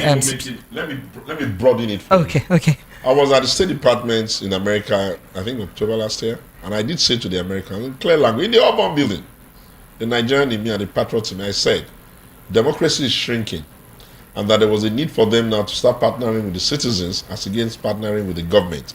And I said, because partnering with the government is producing one pressure. And I said the pressure is that there is a new scramble and partition for Africa between the Eastern Bloc of Russia, the Chinese who are bringing in cheap money, and that our natural neighbors, because Africa is a European territory by based on proximity, that because our needs, our economic need, our infrastructural need is not taking first line in their own budgeting, we're taking money from people that hardly know us or we hardly know, and there will be consequences. So if Blinken is saying now that there are some propagandists in Russia, they should activate their own propaganda machine to counter it. That's one. Okay, so number two, the Federal Republic of Nigeria, this country is not without all the security infrastructure. And I don't think the presidency should be so weak to such a point that it cannot find, crack, and, dematerialize those who insist that they want to implode a 220 million country. Our nation is already in a democracy. By democracy, we already have one right. That is the right that if somebody is not doing well, we vote him out at the next outing. That's one. Number two, we're so large that won't be time we allow our country to break over. Nobody will house us. Ghana will close their door, Benin will close their door, Chad will, Cameroon will, Nigeria will. Why? Because if they open their doors, we're going to overrun them. So we're going to be here injuring ourselves, and of course the Nigerian army is still strong enough to beat down the whatever. And why do you even want democracy that we suffered so much to bring? Those who are jumping up and jumping that they have no idea what this democracy cost us to bring. People died. Abiola died. Rwanda died. People really died just fighting. So simply put, do you think that the government should really genuinely be worried about protests? I think the government, because of fear of toppling. No. Government. I think I've said also in some other fora that the language of protest in a democracy must necessarily be different from the language of protest in a dictatorship. In a democracy, the language of protest must be conciliatory, must be conversational, must be solution preferring, so that by doing that protest, you will even give the people of the country hope that you are able to maybe fit into that office and do better. At least give them that belief. So do you think the government attended to the needs of the people in the last election? No, in the last protest, the August protest? I think they had a 15-point agenda. Do you think they had no right to hold the nation down for 10 days? Oh, wow. That was irresponsible. Every day that the Nigerians... So Nigerians didn't have the right to protest for 10 days? The whole of Nigeria were not protesting. A few people were stimulating people to protest. So you think Nigerians were not hungry enough or perhaps angry enough to want a better governance? When you shut... Look, you know we are talking.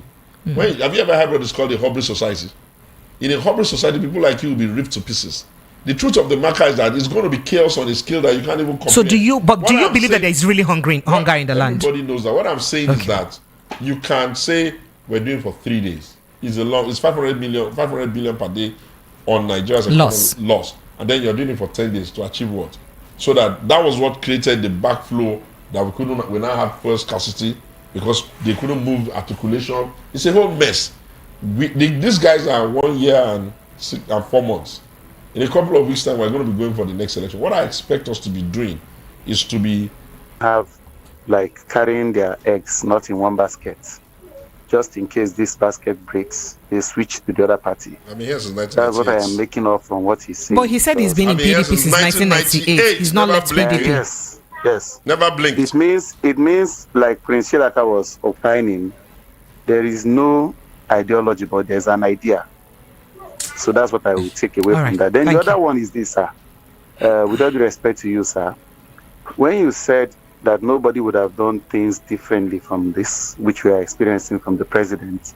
In terms of the money. To differ. Okay, would you have done differently? As I don't believe that President Muhammad Buhari handled Nigeria very well. What would you have done differently? I believe that if the president had seen before making that pronouncement that subsidy is you didn't even have the money to pay for it. To understand it was allocated for till the end of June. But he did not wait for us to get to the end of June. No, but it was made, provisions were made till the end of June, sir. Please.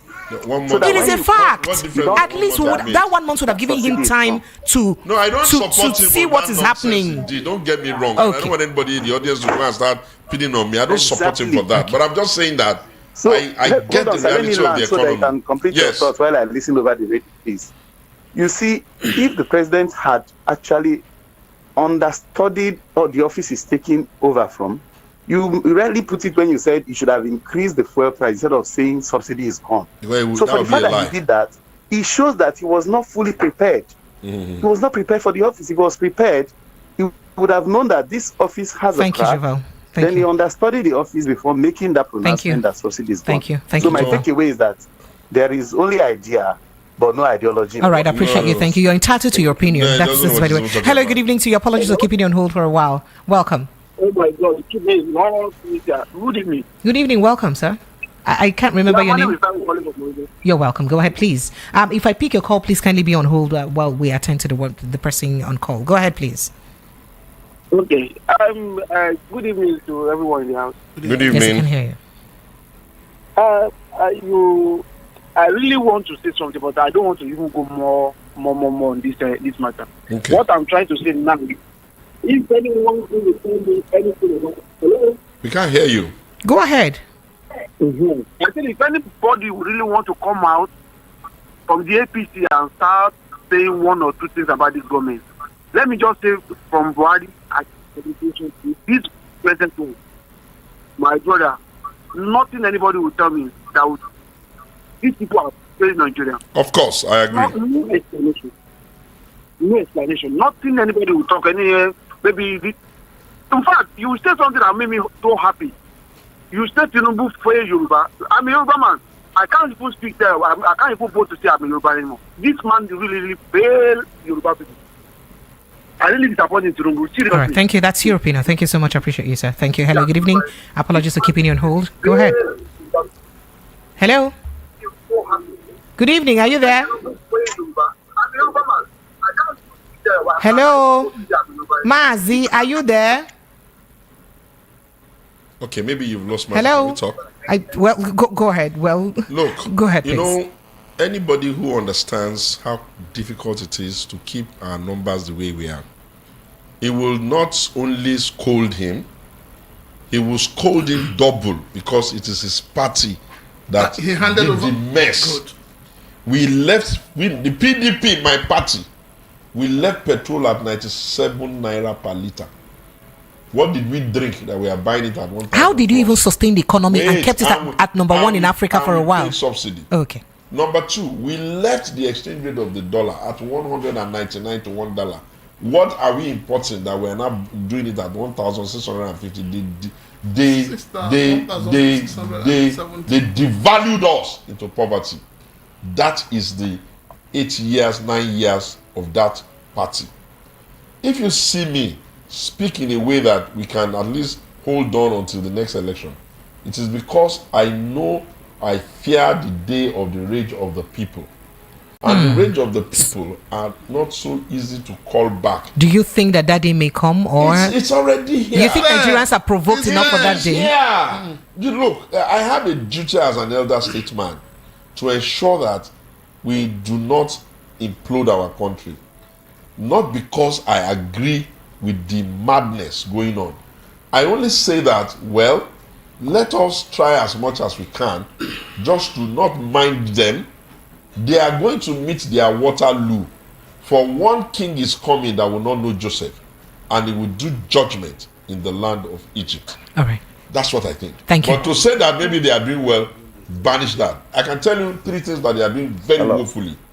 We started out by saying... I have someone on hold. Let me hold on for a second. 3 things. We started out by saying education is a social good. They have moved education into things that people have to take loans to go and do. Did they take loans to go to school? We started out by saying that the Nigerian nation will be based on fairly, equally, and equitable distribution of positions. They have gone into government and taken everything for their Yoruba people. Oh, you're a Yoruba man. What's that supposed to mean? I'm just saying. Am I deaf? Am I blind? Am I stupid? Am I an imbecile? If you look at 36 government, so you think the appointments are lopsided? I have screamed about it from the day one. Oh wow! I said you can't do this. You can't. Height of nepotism. Yeah, the height of it. You can't give Southeast 5 and take so many. Some states even have 4, and the whole zone got 5. And which ones did you give them? Which one did you give our people? Are you now trying to say that suddenly we are the best in the economy, we're the best in the military, we're the best in taxation, we're the best in the ICT? What's going on here? I said it.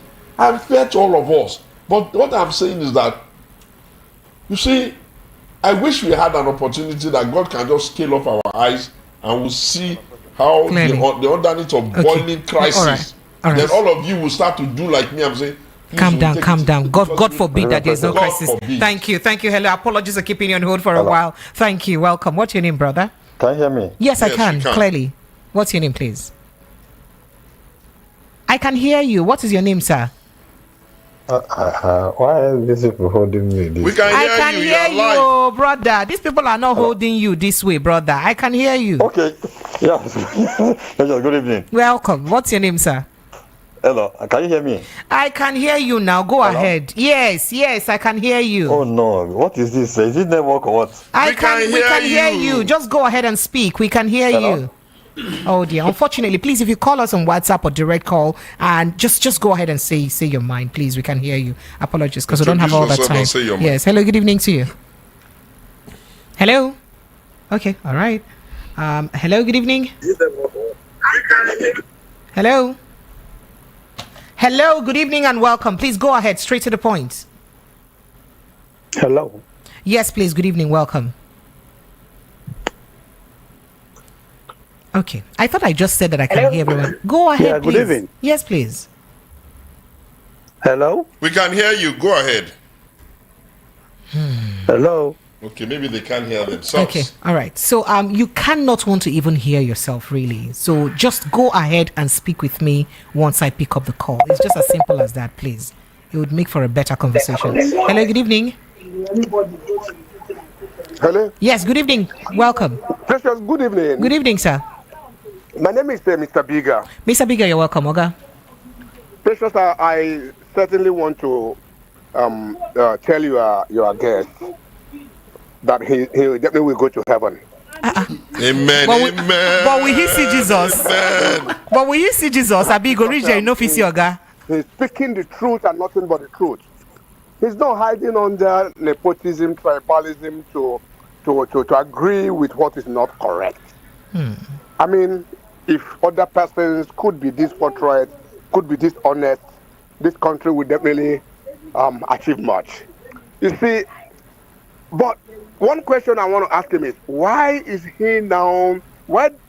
he still remain in APC? He's not in APC. He's a PDP chieftain. He's aspiring to be the PDP National Working Committee chairman. But I will go rush to my radio to find out why he still remains in APC. All right, thank you. This is one question I keep asking one of my friends who is a member of the Thank you so much, Mr. Biga. I think you missed that, but please, I hope you hear now. Yeah, I'm not in the APC. I'm a PDP man. I've always been. I ran for governor in 2023 under PDP in Ogun State. I'm trying to be national chairman because I just think that we need to reform the party, really. And that you cannot take a 27-year-old party and be treating it the same way. I'm not listening to what's going on. All right. Hello, good evening. Welcome. Yes, we can hear you. Go ahead. Yeah. Good evening, Ambassador KZ. Welcome, Ambassador. Go ahead. Yeah, so I greet your guest in the studio. Yes. So my point is that our leader, just like what Still said, they are all there for their selfish interests, irrespective of the platform or the party that gave them the ticket to that position.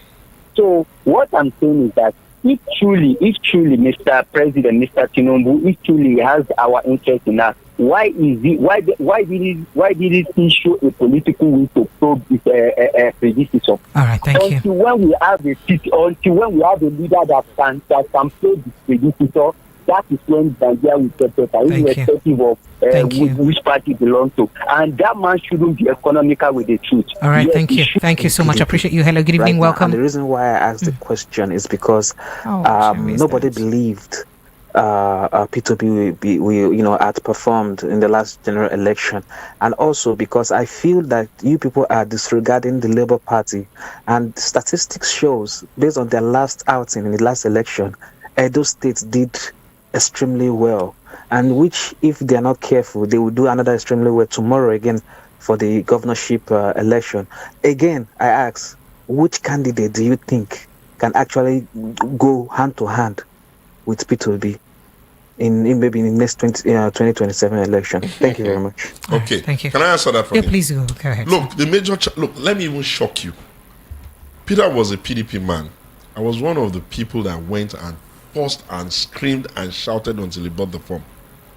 I started going around the country, to the southeast especially after 2019, and I was screaming to the PDP, the Igbos are the ones carrying us. The Igbos are the ones carrying us. We have an Igbo debt. We have an Igbo debt. Nobody wanted to pick it up until Ekunife is alive, Peter is alive. Ask him. So the thing that happened is that, you see, the culture of a people, if it is tribal, it's very difficult to shift. If it is religious induced, it's difficult to shift. If the mass of the people are where they say they are, We must continue to work at it until the consciousness is such that your brother will not even care. If you are not the best man for the job, he will go with the best man for the job. That was why I said I was thinking that maybe we'll get to that level. You know, imagine if they did not allow Obasanjo to be president after June 12. What would Yorubas be saying? So can you go straight to answering his question? My question is that Peter is not a bad material. But which candidate do you think can?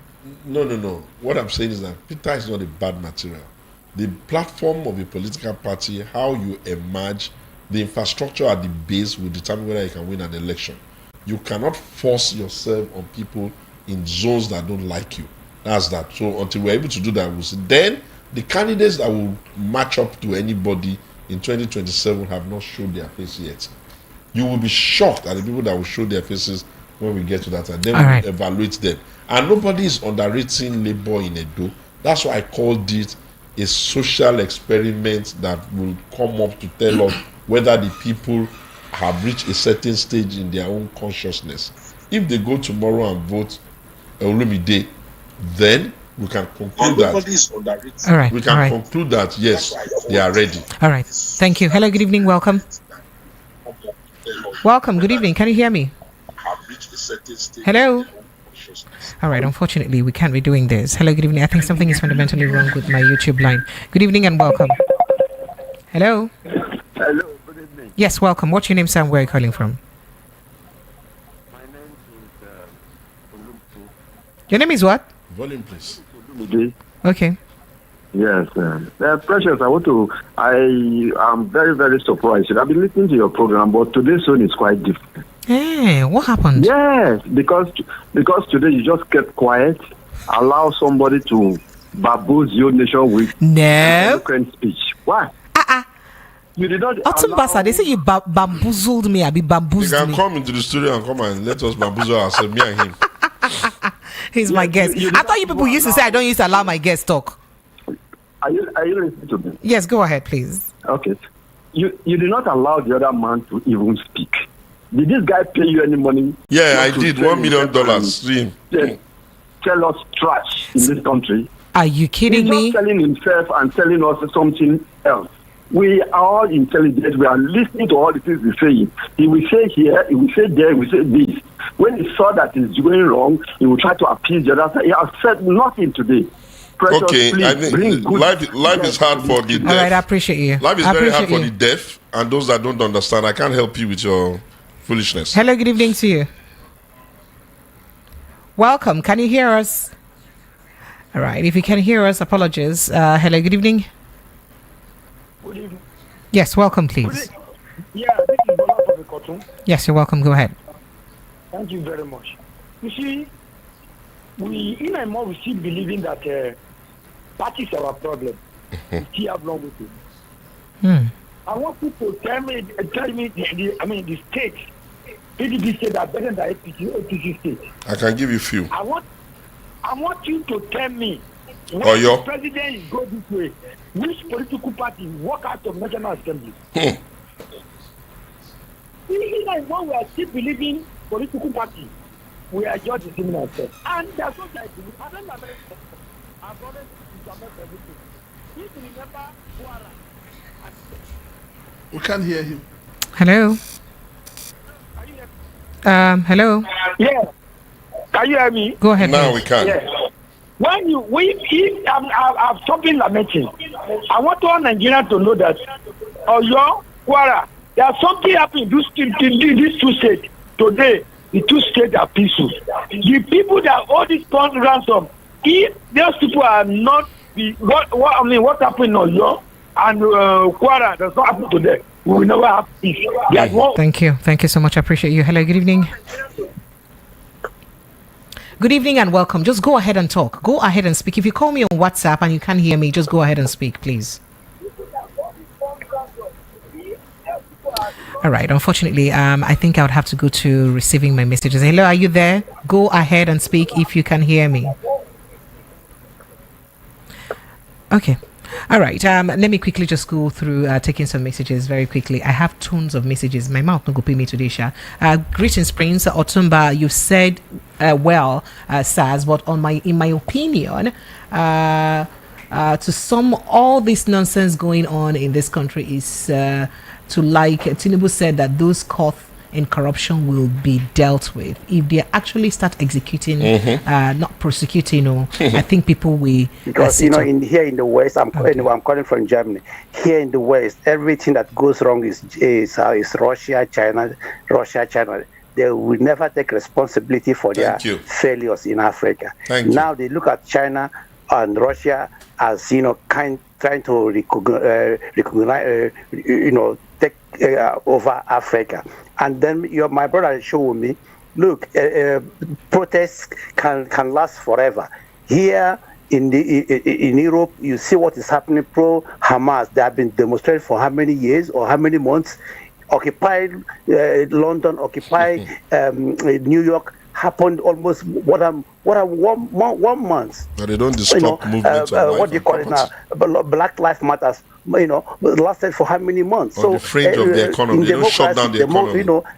Protests can last for for as long as they don't shut down the economy. Not willing to talk to the protesters.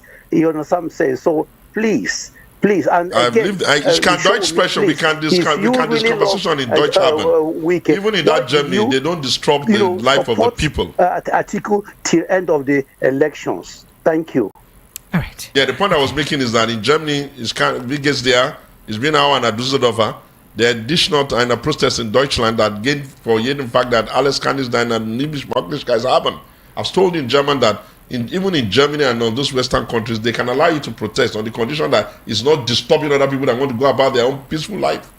If you can protest and be on one place shouting and screaming, and cars can go, work can go on and all that, then what's wrong with that? Well, but do you think the government would have done enough or has done enough for the government? And I want. But then, how do you think people should express their feelings if they can't protest and perhaps? You're not listening to me. Okay, sir. I am listening. I've said that.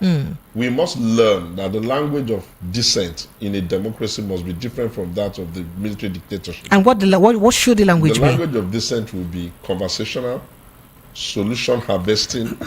And if the government does not make itself available for the conversation, what happens? You see, when you talk about I pray that your wishes come true. God forbid. So what I tell you, I don't have any wish. I don't have a wish. Maybe when they start to scatter the country, you think that God forbid. No, nobody's calling for the country. We're asking questions. Don't forget exactly. That before you guys are making it difficult to answer the question. Before the protests, yes, they gave them time. They gave them That's time. True. So why did government not? When you see Ashadibola Tinubu and that my friend I was talking nonsense from APC asking why didn't they do? So, but why are you holding brief for them now, saying that people should? But you just mentioned that people should know what you just did. Listen, I'm not. Listen, you see, the situation is complex. It's this country in a long lockdown. I bet you, the people are the ones that will suffer, not the government. You did a 10-day strike.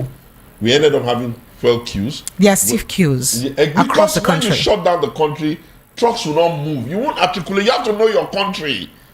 You can't be saying you want to serve the poor and then they won't be able to get the livelihood. Can you even feed them? If the people that does Okada, the people that does Keke Napep, everyday laborers cannot get the living, what do you think you're doing? And if you are going to call people for protest, you have to be coming with solutions. You can't just be sitting down and harvesting national anger and saying that that's the business for you to be saying that you are smart.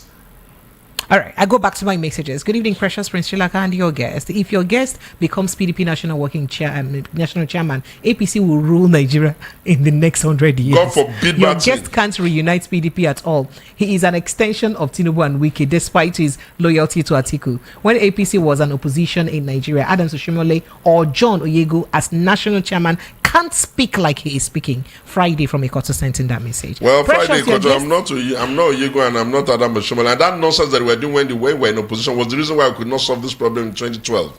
In 2012, when we took the decision that it was time to restructure this economy, if they had not been stupid enough to be getting national anger, making everybody... Your language. If they have not made the country so ungovernable, would you be buying fuel for 1,000 naira now? Okay. All right. Thank you. Hello, good evening. Hello? Good evening, welcome. Hello? Oh dear, please, better just send messages. Precious, your guest, the politician, had truly confirmed that smart politicians versus illiterate public armies, that he's one of them. I don't understand. On which side now? Oh, dumb sense. Is it that message in your mind? Okay, I'm an illiterate now. No. Okay, so you have to tell me so that we can then put it on. Course, I'm just goofing. I just spoke another funny language. You know what I'm just goofing. You do. I love your grasp of the of the Dutch I've been around. language. I know things. Been around the world. Yeah. Okay. I am Achuba Solomon from Idimu says, did Mr. Segun say the citizens' revolt should be the next election in 2037?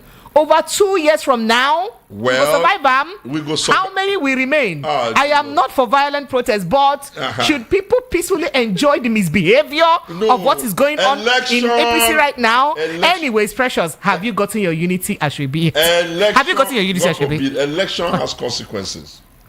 Election, please, Nigerians, this is not a joke matter. And this is not an anger issue. And this is not a partisan issue. Election has consequences. When you are called upon to come and take a decision, do you think the people's will have been actually allowed to prevail? That is why. That is why it is difficult to recall anybody that has been elected. So, Mr. That is where the problem lies. Do you think the people's will actually prevail? No, it has not. Okay, how come Buhari won the election? It has not. How come Buhari defeated We Jonathan? always know what plays out. We Why know did that Buhari defeat Jonathan now? We were the one in government and he defeated them and they formed government. Why did that happen if their will did not count?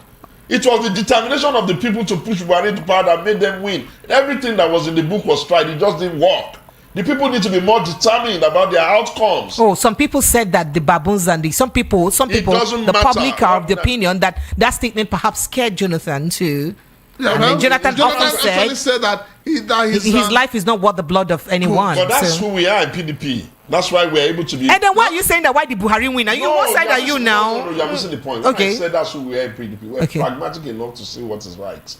We're pragmatic enough to take. So, do you still believe that elections are truly free and fair and represent the true will of the people in Nigeria? I have a feeling. That's why I said there will be a referendum, because I don't like this concept of people thinking that they won an election and they didn't win. Okay. When you didn't win an election, you can also say you went to court. What argument did you even adduce? Yes, sir. Go ahead, please. Just go ahead. Go ahead. You may not hear me, but go ahead and speak, please. Mr. Ola, I can hear you. Go ahead and speak. You hear me? Yeah, we hear you loud and clear. I'll be talking. Go ahead. Go ahead and talk. Yesterday, I sent a message to Darlington about his birthday, but you guys refused to read it. But I've sent it back. Okay, the reason of calling today, I haven't been calling you for some time because I don't want to poke nose to Nigeria's affairs. I want to advise my brother in the middle there. Oh, sorry, Prince Chilaka and my brother in the middle. Good evening. Yeah. I want to advise my brother in the middle. I don't know if you can hear me, but just good evening. Yeah, and go ahead. I've been listening to Prince Chiloka and your guest in the studio. What I want to submit is this: your guest, to me, sounds very rude. Somebody called and complained, and that person was rude to me. Okay, so can you just go straight and to your questions, please? You're telling me I'm very rude. How rude are you? Okay, so this message because I've come to be a guest now, because someone that you're going to be stepping on top of me, like what happened?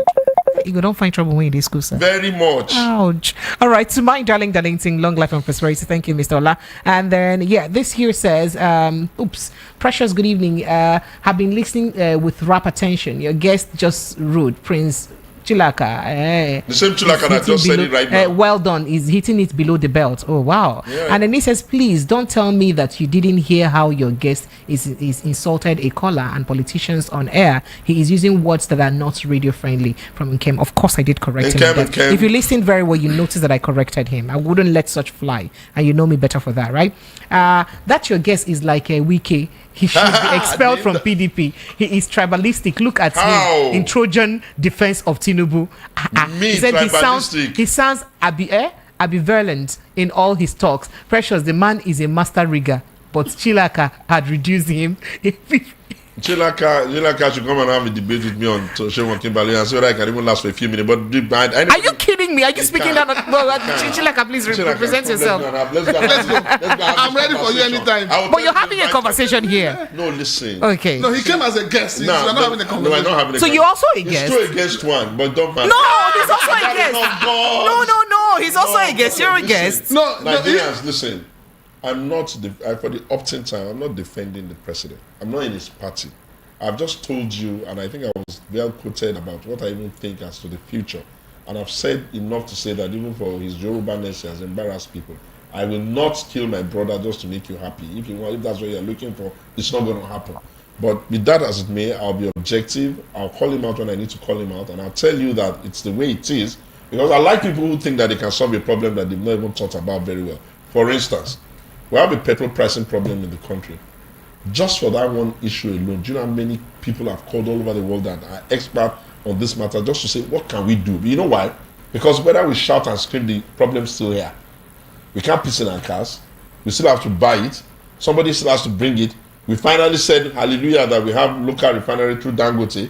It's bogged up with issues, and yet we're still with the problem. So rather than just saying, like beer parlor people, it's best to think about the problem and figure out what are possible solutions. Not just saying. Someone just asked the question of how we can survive till when we'll have to perhaps figure things out. I think that with due respect, and I've said it, I think I said it on MyCon, that look, Mr. President, you cannot be thinking of how to make the fiscal side of the country water. That means take a lot of money and make cash available, knowing fully well that this system is a corrupt system, and take the cash and give it to the governors and local government chairman. Who does it reach? Without thinking about the people. That's one. Number two, I've also said to the president, look, you cannot do palliative wholesale. You have to figure out a way to make sure it's retail. What I meant by that is that when you want to give precious money, make sure that there's a way it gets to pressure without a middleman. And if you don't know, there are all these paying apps, there are all these bank statements, there are all that you can harvest them and do that. But I've been screaming my heart out. You are running the country at the expense of the people's pain. And that pain, don't bother about Lagos. They can even still survive. They're just talking. Go and look at the far corners of the north where people can barely make a living. We go there. And so there's no, but please don't even think about it. I'm not in any way so just while we wrap up, I have tons. I have over 1,000 messages. Right? I couldn't read all of it. But Prince Francis, Prince Francis, I enjoy interviewing you, by the way. Prince Francis, let me come to you now because the people are after me that I didn't let you speak much. They hear his voice every week now. And that's actually why I allowed you to speak a bit more than him. So they can hear my views too. Oh, please. Prince Francis, one take home with Segun's conversation is the fact that it's not like things are not bad enough for people to agitate, but we can't afford for the anger of the people to overrule or run this country down. How then do you think people can express their discontent? Let us ask ourselves, the French Revolution, what cost it? Bread. Food. I know. The Russian... You're smart. That's what I see happening. But I thought you said you floor him now. No, I'm just saying. That's what I see happening. That's what I'm scared. The thing is, so you're speaking out of just fear and the need to keep the country together. No, it's not only you being scared. I've said this here before. That Nigeria is a country where the oppressed are always defending those who oppress them. They're always defending their oppressors. And when what we have today snowballs, first and foremost, it is the same poor people that will suffer most. Because you'll be driving your ticket car on the road, people will not know you're suffering like them, they will come after you. If you're going through my 2 now, in the night, anytime from 5, your heart will be in your hands because you can't make a phone call, you can't wind. You just see this young man standing. Have we created a nation of entitled people? We have created a nation where non-state actors are becoming more active than the state actors. That means we need to be. And you have policemen standing, they will not talk. You have military men standing, they will not talk. So the thing is this, as it is right now, the Lagos state government, let me start from Lagos because I stay in Lagos. Okay. The Lagos state government urgently needs to outlaw area boys. They need to take that decisive step. Because now they will tell you our Oga is at the top. Who emboldened them in the first instance? Was this the culture of this country in 1990? So we need to get it right. If we don't get it right, and this thing snowballs. I'm scared. Thank you. Welcome. This is all right. That's the size of the package. We've had it. Okay, let me just say one final word. Listeners, don't take anything too personal. You have to have a bit of thick skin. When we're in a conversational place, some of it is entertainment, some of it is information, but most of it are fact. I've enjoyed myself, Tori Precious. Invite me next time, I'll come. I will invite you. How soon can you come, by the way? I like it. You know how many hours I had to fly just to be in your studio? Apologies. Am I not worth it anyway? You're more than worth it. Thank you. I appreciate it. Since I now have a rival. My time is fast spent. We're going to have a final thought. Nigerians, it's hard, I know. We put them on their toes, I know. But we must ensure that our country does not go under because of them. Rather than that, we'll either vote them out. If this was a military regime, it could have taken place since. But we're in a democracy, and the only day we have to change government is at the next election. So we should just cool by the grace temper. of God, we should just endure. We should be each other's brother's keeper. He who have one should share with his brother. And let's just get ourselves over. They can do some things to let them know that we're angry. There can be some protests, but don't shut down the Nigerian economy. You hurt everybody by that. Thank you. Mostly not them anyway. Thank you. Segun Shomi, Otunba, and Dr. By the way, PhD, is a PDP chieftain. Once upon a time, the spokesperson of Alhaji Atiku Abubakar during the 2019 election as the presidential. I was the one that even coined the word obedient. I am obediently articulated. I coined it. And you guys are you see. Are you checking it? You're checking it out. Okay. So, by the way, thank you so much. And he's the PDP National Working Committee chairman hopeful. So, I appreciate you so much, sir, for stopping by the studio. And Prince Francis Chilaka, the man with the blue blood, I appreciate you for having, coming here and tolerating Otunba Segun and I. We're built to tolerate politicians. Thank you so much. I appreciate you. You don't have to go and join political party. Be sitting down in the chair and telling me. Thank you so much. Lagos has a site. If they want to follow you like your village people on social media, you somewhere they can follow you. Yeah, show me now. Segun, show me. What I say in studio is what I say in life. All right, okay. My name is Precious and I appreciate you guys. Prince Francis Chilaka is on Prince Francis Chilaka 1 on YouTube and across the social media handles. See the way I'm saying it like I'm your PA. My name is Precious Enyi on YouTube. My most active social media is at Precious Enyi TV. I see you again on Monday, hopefully. I love you guys. Protect your mental health. Good night.